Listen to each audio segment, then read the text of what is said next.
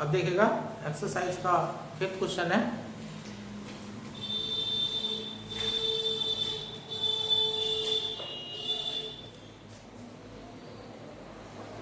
Exercise 6A 5th question है। F Z is equal to Z minus 3 sine 1 upon Z plus 2 at Z is equal to -2। Z is equal to -2 पर singularity बतानी है। तो देखो Z is equal to -2 कब आएगा, जब Z plus 2 denominator वाला जो है 0 में जाएगा, है ना, और डिनोमिनेटर वाला 0 में जाएगा तो साइन 1 अपॉन जेड प्लस 2 है, इसके लिए यहाँ पे जब 0 रखा जाएगा तो जेड इज इक्वल टू -2 आएगा। अब इस वाले क्वेश्चन में डिनोमिनेटर नहीं है ना, तो सिंगुलर पॉइंट नहीं है। तो दो चीज़ें होती हैं हमारी, या तो जीरोज होते हैं या हमारे सिंगुलर पॉइंट्स होते हैं। अब यहाँ अब मैं जीरोज लेने जा रहा हूँ, है ना, ये हो जाएगा zeros of F Z are given by F Z equal to 0। यहाँ से हो जाएगा Z minus 3 sine 1 upon Z plus 2 equal to 0, ये हो जाएगा। अब यहाँ से बनेगा Z equal to 3, Z equal to 3 a simple 0। Z minus 3 की एक पावर है ना, तो ये एक ऑर्डर का 0 हो गया, है ना, तो ये सिंपल 0 कहलाता है। लेकिन ये हमारा केस नहीं था, ये हमसे पूछा ही नहीं है, हमसे तो जेड इक्वल टू -2 पर पूछा है। तो अब दूसरी वाली वैल्यू लो, ये है एक sine 1 upon Z plus 2 equal to 0, तो 1 upon Z plus 2 equal to n pi, तो z plus 2 equal to 1 upon n pi, तो z equal to 1 upon n pi minus 2 where n equal to 0 plus -1 plus -2। देखो Z equal to value देखो 1 upon n pi minus के 2 आया है। अगर इसमें मैं एन की जगह इनफाइनाइट रख देता हूँ, है ना, एन की जगह अगर मैं इनफाइनाइट रख देता हूँ तो जेड की वैल्यू -2 आ जाएगी, और इनफाइनाइट रखने से आपका लिमिट पॉइंट मिलेगा। तो ये हो जाता है Z equal to -2 is limit point of pole. So Z is equal to -2 is isolated essential singularity। Limit point of 0 जो होता है वो आइसोलेटेड इसेंशियल सिंगुलरिटी होती है। इस प्रकार से सिद्ध हो जाता है कि ये जो है आइसोलेटेड इसेंशियल सिंगुलरिटी है ना। फिर क्वेश्चन नंबर 6 में है name the type of singularity of each of the following function at Z equal to 0। नीचे 4 फंक्शन दे रखे हैं, है ना, उनमें जो भी जेड इक्वल टू 0 पर जिस टाइप की सिंगुलरिटी है वो सिंगुलरिटी आपको बतानी है। ये सबसे सिंपल क्वेश्चन है, इसमें ना सबका एक्सपेंशन खोल देंगे। ये है 6 का a, f Z equal to है e to the power z upon z cube, sorry e to the power z square upon z cube. तो ये हो जाएगा 1 upon z cube 1 plus z square plus z की power 4 upon factorial 2 and so on. तो ये हो जाएगा 1 upon z cube plus 1 upon Z plus z upon factorial 2 dot dot. अब यहाँ देखो जेड में से कुछ नहीं घट रहा, तो जेड में से जब ए माइनस होता है तो ए सिंगुलर पॉइंट बनता है। यहाँ जेड अकेला है तो 0 सिंगुलर पॉइंट हुआ। अब देखो यहाँ से आगे जो एक्सपेंशन है ना उसमें जेड की पॉजिटिव पावर आ जाएंगी, उस पर आपको ध्यान केंद्रित नहीं करना है। यहाँ देखो यहाँ जेड की निगेटिव पावर है, और जेड की निगेटिव पावर प्रिंसिपल पार्ट कहलाती है, और प्रिंसिपल पार्ट में पदों की संख्या निश्चित है। तो जेड इक्वल टू 0 पोल हो गया, और सबसे हाईएस्ट पावर देखो 3 है, तो ये हो जाएगा 3 ऑर्डर का पोल। तो principal part has finite term then z is equal to 0 is pole of order 3। ये पोल हो गया ऑर्डर 3 का। बी पार्ट में चलते हैं, F Z is equal to है 1 minus cos z upon Z, तो ये हो जाएगा 1 अपॉन जेड हो जाएगा 1 minus cos z 1 minus z square upon factorial 2 plus z की power 4 upon factorial 4 and so on. 1 से 1 कैंसिल हो जाएगा, जेड को अंदर ले जाइएगा तो Z upon factorial 2 minus z cube upon factorial 3। अब यहाँ देखा जेड की पावर तो है तो जेड ये का है ना, लेकिन जेड की पावर में डिनोमिनेटर तो है ना जेड की पावर में, तो प्रिंसिपल पार्ट है ही नहीं, तो ऐसे केस में ये रिमूवेबल सिंगुलरिटी हो जाएगी। F Z has no principal part so Z is equal to 0 is removable singularity. इस प्रकार से सिद्ध हो जाता है जेड इक्वल टू 0 जो है वो रिमूवेबल सिंगुलरिटी होगी। फिर ये लेते हैं c, f Z equal to z की पावर -1 है, कॉस हाइपोलिक जेड की पावर -1 है, तो ये हो जाएगा 1 अपॉन जेड हो जाएगा, कॉस हाइपोलिक 1 अपॉन जेड हो जाएगा, 1 upon z cos hyperbolic 1 upon z का 1 plus 1 upon factorial 2 z square 1 upon factorial 2 z to the power 4 and so on. अंदर ले जाओ तो 1 upon Z plus 1 upon factorial 2 1 upon z cube plus 1 upon factorial 4 1 upon z to the power 5।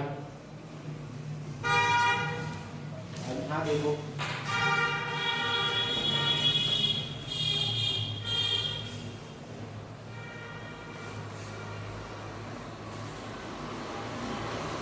और Z सब जगह नीचे चल रहा है और इनफाइनाइट तक जा रहा है, तो प्रिंसिपल पार्ट में ना इनफाइनाइट टर्म्स है, तो ये इसेंशियल सिंगुलरिटी हो जाएगी। Principal part of F z है infinite term, so z equal to 0 is essential singularity.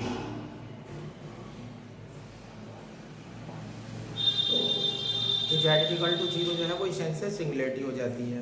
D part देखते हैं, एफ जेड इक्वल टू है z minus sine z upon z cube, तो ये 1 अपॉन जेड क्यूब हो जाएगा, जेड माइनस साइन जेड का z minus z cube upon factorial 3 z की power 5 upon factorial 5 and so z से z cut जाएगा, तो ये हो जाएगा 1 upon factorial 3 minus z square upon factorial 5। अब इसमें देखो जेड का ही डिनोमिनेटर में आने का ही ना, सब जगह जेड जो है ना वो न्यूमरेटर में आ जाएगा, तो प्रिंसिपल पार्ट है ही नहीं, तो ये रिमूवेबल सिंगुलरिटी हो जाएगी। Principal part of F Z have no term, has no term, so z is equal to 0 is removable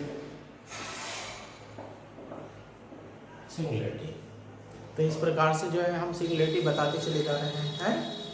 अब ये देखते हैं क्वेश्चन नंबर 7 में है, क्वेश्चन नंबर 7 में है show that the function e to the power 1 upon Z actually takes every value except 0 and infinity of times. e की power 1 upon Z जो है सारी वैल्यू ले सकती है, लेकिन वो 0 को नहीं ले सकती, और कितनी बार नहीं ले सकती, इन्फिनिटी टाइम्स तक नहीं ले सकती। तो e की पावर 1 अपॉन जेड अगर है आपके पास तो जेड इज इक्वल टू 0 रख दोगे तो सीधी सी बात है इनफाइनाइट बनेगा। In the neighbourhood of Z is equal to 0, in the neighbourhood of Z is equal to 0। इसमें सीधे सीधे कुछ नहीं करना है, एक लाइन का क्वेश्चन है। 7वां f Z is equal to e to the power 1 upon z का एक्सपेंशन बोल देंगे 1 plus 1 upon Z plus 1 upon factorial 2 1 upon z square plus 1 upon factorial 3 1 upon z cube dot dot. अब यहाँ देखो expansion में Z is equal to 0 रख ही नहीं सकते, इनफाइनाइट बन जाएगा, और अब डिनोमिनेटर में जो टर्म है वो इनफाइनाइट टर्म है, तो ये इसेंशियल सिंगुलरिटी हो जाएगी। ये हो जाएगा principal part of F Z have infinite term, so Z is equal to 0 is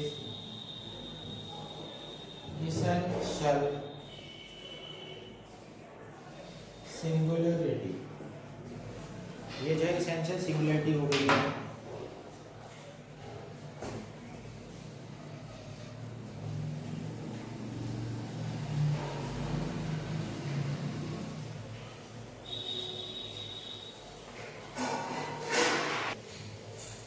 ये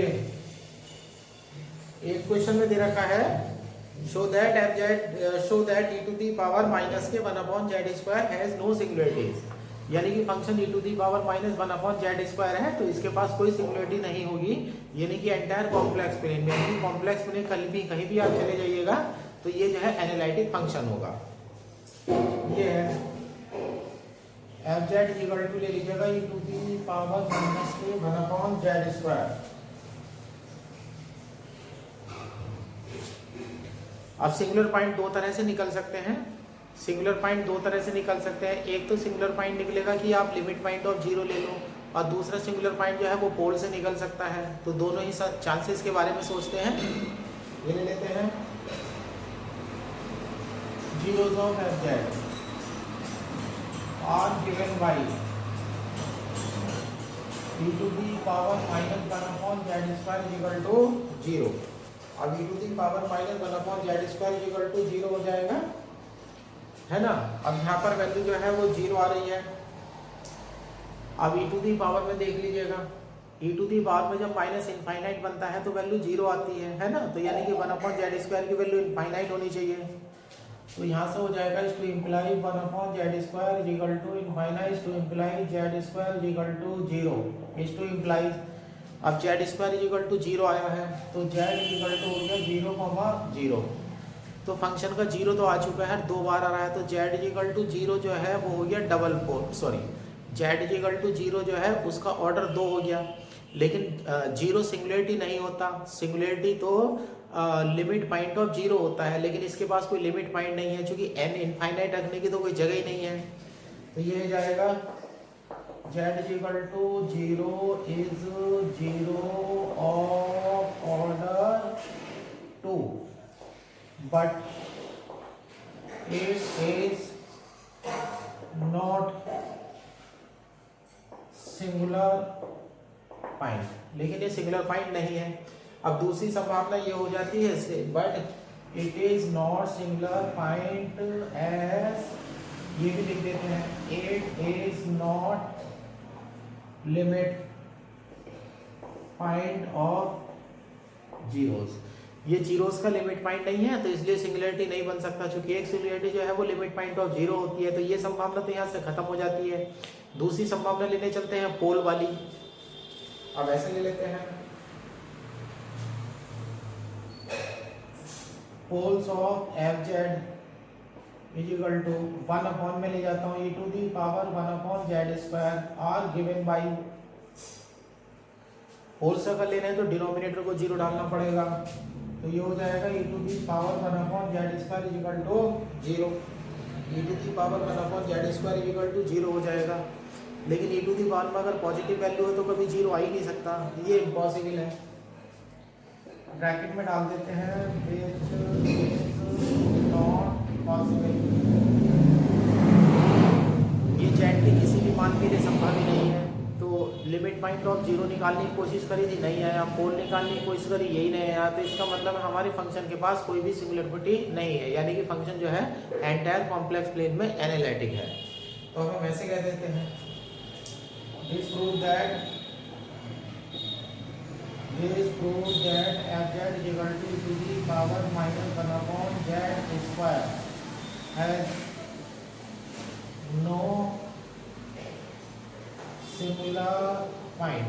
इस फंक्शन के पास कोई भी सिंगुलर पॉइंट नहीं है।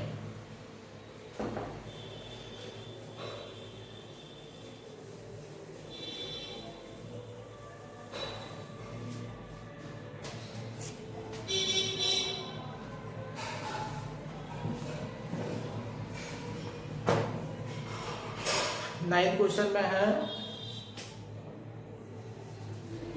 Find the location and nature of the singularities of the function f(z) is equal to 1/z e to the power z minus 1। Nature बतानी है और सिंगुलरिटीज की नेचर बतानी है। Prove that F Z can be expanded in the form, और F Z को नीचे दी गई तरीके से खोलना है 1/z² minus 1/2z plus a naught plus a2z² plus a4z to the power 4 and so on when 0 less than mod z less than 2 पाई। ये सर्किल हो जाएगा हमारा। And find the values of A not and a2। जब हमारा expansion खुल जाएगा ना, Laurent expansion खुल जाएगा, तो ए नॉट वाले कोएफिशिएंट की वैल्यू बतानी है और a2 वाले कोएफिशिएंट की वैल्यू बतानी है। Also find the residue of F Z at the pole z equal to 0, और यहाँ पर रेजिडी भी बतानी है। अभी रेजिडी वाले पोर्शन को आप कट करके रखना, अभी रेजिडी नहीं आ रही है, रेजिडी जो है वो आगे वाले में आएगी। अभी मैंने किसी भी क्वेश्चन में जो है वो रेजिडी नहीं बताई है ना। वैसे तो रेजिडी अगर बतानी है तो एक लाइन में एक्स्ट्रा लिख दूंगा और रेजिडी का फार्मूला वहाँ पर नोट पॉइंट डाल दूंगा। अब अगली वाले में ना रेजिडी आने वाली है। तो ये हो जाता है हमारा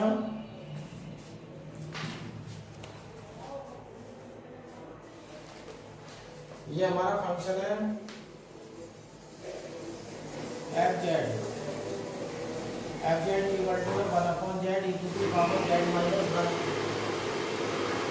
अब इसमें देखेगा डिनोमिनेटर है ना, तो डिनोमिनेटर को 0 डालेंगे तो पोल्स आ जाएंगे। Poles of F Z are given by z into e to the power z minus 1 equal to 0, z equal to 0 comma e to the power z equal to 1। तो यहाँ से z equal to 0, e की power z equal to e की power plus minus 2i n पाई। तो यहाँ से z equal to 0 हो जाएगा, z equal to plus minus 2i n pi comma n equal to 0 1 2 3 and so on. ये हो गया। अब देखिएगा यहाँ पर, अब ये वैल्यू अगर डालेंगे तो z इक्वल टू 0 आएगा, और यहाँ भी देखिएगा यहाँ से भी 0 आएगा, प्लस माइनस पाई आई आएगा, प्लस माइनस 2 पाई आई आएगा, प्लस माइनस 3 पाई आई आएगा एंड सो ऑन। इस प्रकार से आते चले जाएंगे, है ना। तो यहाँ पर देखो ना, डिनोमिनेटर को 0 रखा है आपने, तो आप पोल निकालने जा रहे हो। देखो ध्यान से देखो ना, z 2 बार आ गया, z इक्वल टू 0 2 बार आ गया, तो 0 बदल तो 2 बार आ गया है ना, और बाकी जितने आए हैं सब एक बार आए हैं। तो 0 जो है पोल हो गया जिसका ऑर्डर 2 है, बाकी उसके अलावा जितने भी पोल हैं वो सारे के सारे सिंपल पोल कहलाएंगे क्योंकि वो एक ही बार आ रहे हैं। तो यहाँ से हमारा आंसर बन जाएगा z equal to 0 is pole of order 2 and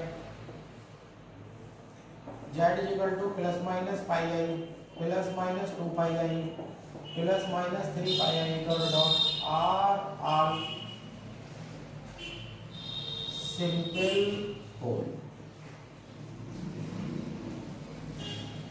z equal to 0 2 बार आ रहा है तो इसका मतलब ये डबल पोल है, और बाकी सब ना एक बार आ रहे हैं, तो ये सारे के सारे जो है वो सिंपल पोल है। उसके बाद फंक्शन को उसने खोलने के लिए कहा है ना।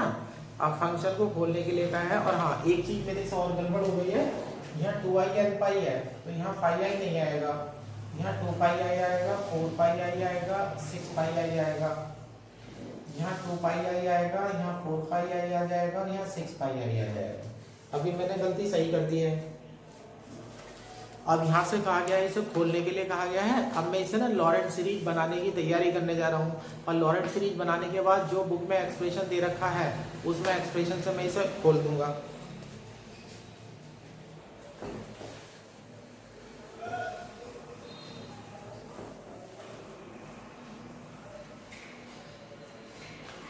ये हो जाता है now F Z is equal to 1/z e to the power z minus 1 e to the power z minus 1। तो ये हो जाएगा 1/z e to the power z 1 plus z square upon factorial 2 plus z cube upon factorial 3 and so on minus का 1। इस 1 से 1 cancel हो जाएगा, तो ये हो जाएगा 1/z स्क्वायर, z कॉमन ले लेते हैं तो यहाँ से आ जाता है 1/z upon factorial 2 plus z square upon factorial 3 dot dot और होल पावर माइनस की 1। अब इसे खोल देते हैं यहाँ पर, तो ये 1/z स्क्वायर आ जाएगा, 1 प्लस इसे बोल देते हैं जेड बटे 2 हो जाएगा प्लस जेड स्क्वायर बटे 6 हो जाएगा प्लस जेड की पावर 3 में फैक्टोरियल 4 आएगा, 4 दिया 12 दूनी 24 and so on dot dot minus 1। Binomial expansion से बोल देते हैं 1 अपॉन जेड स्क्वायर, है ना।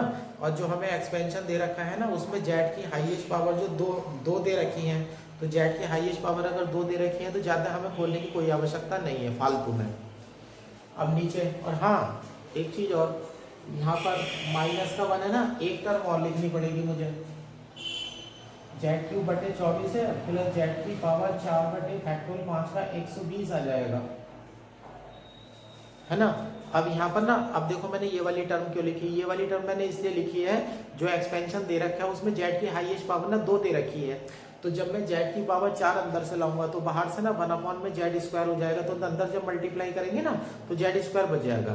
तो यानी कि ब्रैकेट का जब आप एक्सपेंशन करोगे तो उसमें जेड की पावर 4 तक ले लेना, बाकी सारी छोड़ देना। तो ये हो जाता है। अब इसमें बाइनोमियल लगाता हूँ, ये हो जाता है 1 minus z upon 2 plus z square upon 6 plus z cube upon 24 plus z की power 4 upon 120 dot dot plus z upon 2 plus z square upon 6 plus z cube upon 24 plus z की power 4 upon 120 का whole square, वो whole square तक आ जाता है। फिर आगे चलो, minus z upon 2 plus z square by 6 plus z cube upon 24 plus z की power 4 upon 120 and so on का होल क्यूब। बल्कि एक काम कर लेते हैं, जितनी पावर चाहिए ना उतनी दिखा देते हैं, फालतू की बेकार है। जहाँ पर ये पूरे ब्रैकेट की एक पावर है तो यहाँ जेड की पावर 4 तक दिखा दो। अब यहाँ क्या है, होल स्क्वायर पावर है ना, इसमें जेड और जेड की मल्टीप्लाई जब होगी ना तो वो पावर 4 आएगी, तो इसमें ये छोड़ दो डॉट डॉट, और यहाँ पावर कितनी है, 3 है, इसमें सिर्फ 2 टर्म दिखा दो, 3 वाली में ये दिखा दो, क्योंकि आगे की पावर ना बड़ी होती चली जाएगी तो उन्हें छोड़ देते हैं, है ना। जब यहाँ पर 3a स्क्वायर b वाला फार्मूला लगेगा ना तो जेड की पावर 4 आ जाएगी, और अगली टर्म प्लस की आ जाएगी, उसमें जेड पावर 4 आनी है तो बस एक टर्म दिखा देना, z upon 2 and so on whole power 4 dot dot. तो यहाँ पर 1 अपॉन जेड स्क्वायर बनेगा, ये हो जाएगा 1 minus z upon 2 minus z square by 6 minus z cube बटे 24 माइनस जेड की पावर बटे 120, ये टर्म डॉट डॉट हो जाएगी, है ना। और ध्यान रखना जेड की पावर 4 से ज़्यादा की पावर नहीं चाहिए। अब देखो यहाँ पूरे का क्या है, होल स्क्वायर, देखो इसका स्क्वायर करोगे ये तुम्हारे काम का आएगा, प्लस का जेड स्क्वायर बटे 4 आएगा, है ना। जब देखो इन दोनों की मल्टीप्लाई करोगे तो ये तुम्हारे काम का आएगा, है ना। इन दोनों की मल्टीप्लाई का डबल करेंगे तो जेड की क्यूब हो जाएगा, तो Z into Z square, Z की क्यूब 2 से 2 कैंसिल हो जाएगा, प्लस जेड की क्यूब बटे 6 तुम्हारे काम का होगा। फिर इन दोनों की मल्टीप्लाई हो जाएगी, है ना। अब इसका स्क्वायर हो गया, इसका स्क्वायर हो गया, प्लस इसका स्क्वायर करोगे तो भी तुम्हारे काम का आएगा, प्लस जेड की पावर 4 बटे 36 डॉट डॉट, है ना। एक तो इसका स्क्वायर हो गया, एक इसका स्क्वायर हो गया, और फिर इनकी मल्टीप्लाई का दुगना हो गया। हाँ एक टर्म और आएगी, इसकी और इसकी मल्टीप्लाई जब हम करेंगे, इसकी और इसकी मल्टीप्लाई का दुगना करेंगे तो भी आएगा, तो प्लस जेड की पावर 4 बटे 24 प्लस एक और आएगी जेड की पावर 4 बटे 24 एंड सो ऑन, ये आ जाएंगी। अब जेड की पावर 4 बटे 24 हो गया, यहाँ पर होल स्क्वायर हो गया। अब यहाँ पर देखो, यहाँ होल क्यूब है ना, एक तो यहाँ आएगी, इसकी 3 घात आएगी, तो ये हो जाएगा माइनस का जेड क्यूब अपॉन 8 हो जाएगा, इसकी होल क्यूब बनेगी माइनस जेड क्यूब अपॉन 8 हो जाएगा। अब उस वाली टर्म के बारे में सोचो जिसमें 3a स्क्वायर b होता है, तो जेड की पावर 2 होगी और जेड की पावर इधर से 2 आएंगी तो जेड की पावर 4 हो जाएंगी, 3 मल्टीप्लाई में हो जाएंगी, 6 दूनी 12, 3 से कट जाएगा तो 4 आ जाएगा, माइनस जेड की पावर 4 बटे 4 डॉट डॉट। बाकी जितनी भी टर्म होगी उसमें से कोई आपके काम की नहीं होगी, है ना। अब ये हो जाता है। अब यहाँ से सिर्फ एक ही टर्म आएगी, प्लस जेड की पावर 4 बटे 16 एंड सो ऑन। इस तरह से ये सारी टर्म जो है इकट्ठी कर लीजिएगा, अंदर मल्टीप्लाई कर लेना, तो एफ जेड इक्वल टू एक टर्म में 1 अपॉन जेड स्क्वायर आ जाएगा, फिर ये माइनस के 1/2z आ जाएगा, प्लस के 1/12 हो जाएगा, minus 1/120 Z square plus and so on, ये हो जाएगा, है ना, ये वैल्यू हो जाएगी। अब गिवन दैट एफ जेड का एक्सपेंशन बोल लेते हैं, given that F Z is equal to 1/z square है, माइनस 1/2z है, प्लस का a नॉट है, plus a2z square and so on, दोनों की कंपेयर कर लो। a नॉट की वैल्यू 1/12 हो जाएगी और a2 की वैल्यू हो जाएगी माइनस के 1/120। ये आंसर जो है हमारा तैयार हो जाएगा। हाँ, यहाँ थोड़ा सा मेरे कैलकुलेशन में गलत हो गई है, ये 720 आएगा 12×72, तो ये आंसर जो आएगा ये 720 आएगा, है ना। अब एक चीज और बढ़ा देता हूँ इसमें, जो उसमें कहा था क्वेश्चन में,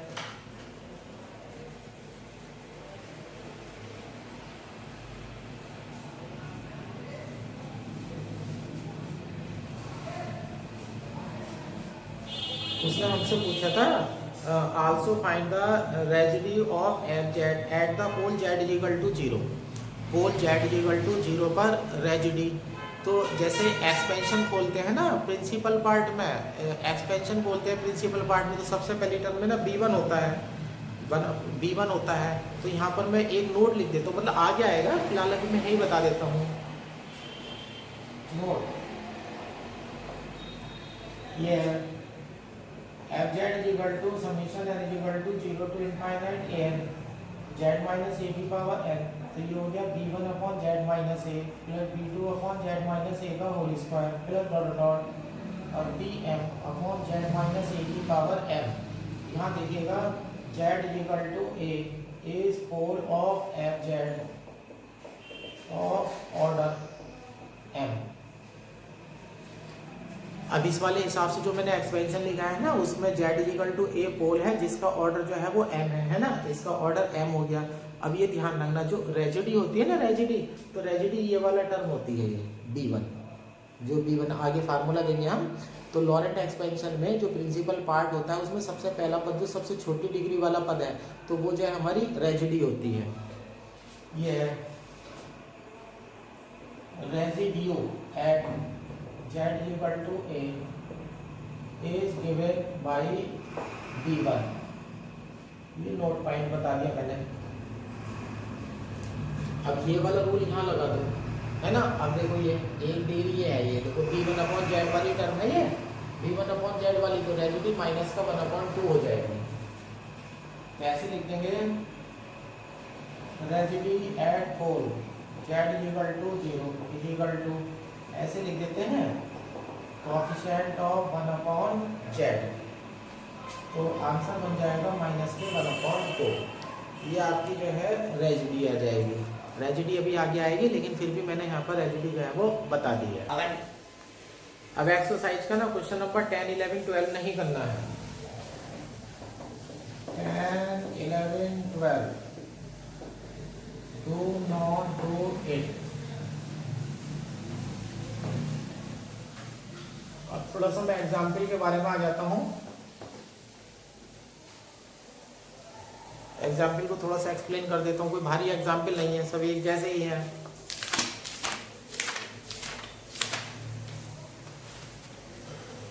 एग्जाम्पल नंबर 1 है, show that the function e to the power z has an isolated essential singularity at z is equal to infinite। इसका एलिटर करना, ये छोटा सवाल है। एग्जाम्पल 1 टू एलिटर, असल में ना z इक्वल टू इनफाइनाइट पर पहुंच रहा है, तो जब भी इनफाइनाइट लाना होगा तो 1/t में डाल करके t इक्वल टू 0 पर निकाल दो सिंगुलरिटी, तो जो t इक्वल टू 0 पर होगा वो answer automatically z equal to infinite पर बन जाएगा, है ना। फिर एग्जाम्पल नंबर 2 सही है, एक्सपेंशन का है।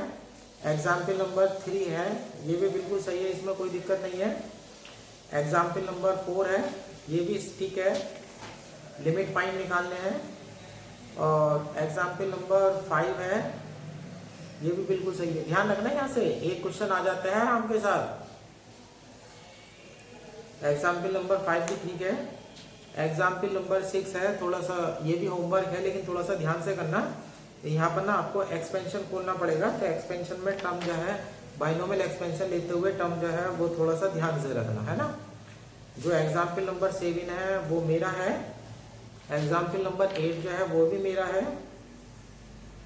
एग्जाम्पल नंबर 9 भी मेरा है। मतलब एग्जाम्पल नंबर 9 तो खैर आपका ही जाएगा, लेकिन इसमें मैं पहले दोनों में से एक एग्जाम्पल में कराऊंगा। तो यानी कि अभी जो है एग्जाम्पल को यहीं रोक देते हैं, आप एग्जाम्पल नंबर 6 तक निपटाइएगा। 7वां 8वां और 9वां जो है ये मेरे चले जाएंगे। उसके बाद में 2 क्वेश्चन और लिख देता हूँ इसमें। 2 क्वेश्चन है, एक क्वेश्चन ये बुक में नहीं है, ये है 2019 का है। Discuss the similarities of F Z equal to z square minus 1 z minus 2 का whole cube upon sine pi z का होल क्यूब। इसकी सिंगुलरिटी जो है वो डिस्कस करने के लिए कही गई है, इसकी सिंगुलरिटी डिस्कस करने के लिए कही गई है ना। और ये नहीं बताया है कि कहाँ कहाँ सिंगुलरिटी है, बस सिंगुलरिटी डिस्कस करनी है। डिनोमिनेटर से कोई मतलब नहीं है, Z equal to plus minus 1 zero है, जीरो का लिमिट पॉइंट नहीं आने का तो कोई सिंगुलरिटी नहीं आनेगी। यहाँ जेड माइनस 2 है, जेड इक्वल टू 2 रखोगे तो फंक्शन जीरो हो जाएगा। ये भी जीरो है जिसका ऑर्डर 3 है, इससे भी कोई सिंगुलरिटी नहीं आनेगी, क्योंकि सिंगुलरिटी जो है जीरोस की तब आती है, जीरोस की सिंगुलरिटी जो है आपकी तब आती है जब उसका लिमिट पॉइंट निकले। बस यहाँ पोल्स ले लेना यहाँ से। तो poles of F Z are given by sine pi z equal to 0, sine pi z equal to 0 लोगे तो यहाँ ध्यान रखना पावर 3 है। कितनी पावर है? 3 है। तो पावर अगर यहाँ पर 3 है ना, तो यहाँ पर बस विशेष रूप से ध्यान रखना जो भी वैल्यू आएगी उसका आंसर 3 बार आएगा। जैसे sine pi z equal to 0 लोगे तो पाई जेड इक्वल टू 0 ले लोगे। ये चलो एक लाइन लिख ही देता हूँ मैं, ऐसे लिख लेता हूँ, poles of F Z are given by sine pi z का होल क्यूब इक्वल टू 0। अब पावर 3 है तो जो भी वैल्यू आएगी वो 3 बार आएगी, ये समझ लेना। यहाँ से sine pi z equal to 0 equal to sine n pi, तो pi z equal to n pi, z equal to n है ना। साइन पाई जेड हो गया तो जेड इक्वल टू एन हो गया। अब n equal to 0 plus minus 1 plus minus 2 and so on, ये हो जाएगा। तो यहाँ से हो जाएगा z equal to 0 plus minus 1 plus minus 2 plus minus 3 dot dot. अब ये z की वैल्यू जैसे एक एक बार आ रही है ना, लेकिन यहाँ पर कितनी पावर थी? सबकी 3 पावर थी, तो 3 पावर तो रूट भी 3 ही आएंगे, तो ये सारे 3 बार आ रहे हैं। तो ये सारे के सारे सिंपल पोल हैं, सॉरी सारे के सारे पोल हैं जिनका ऑर्डर 3 है। All are poles of order 3, क्योंकि इनमें से प्रत्येक मान जो है वो एक बार नहीं आएगा, वो 3 बार आएगा, क्योंकि पावर 3 है।